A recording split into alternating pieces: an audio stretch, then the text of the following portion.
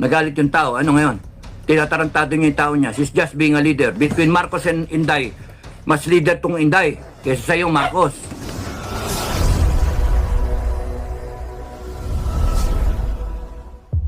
Katapusan ng nga ba ni BBM? Tila nag-uumpisa na ninyong lahat. Martin Romualdez, Lisa Marcos, Bongbong Marcos. Anong ginawa ko?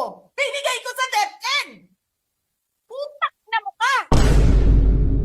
Wala ka nga posisyon sa gobyerno, namimigay ka ng pera ng gobyerno eh! Putang ina ninyo! Sino ang korap? Yung mga congressman na yan na nag-hearing, anong sinasabi nila? Pagkatapos, pag na-off na ang mic, pag wala ng media, pasensya na kayo ha. Kailangan kasi namin ng pera. Mag-eleksyon na kasi. Lisa Marcos.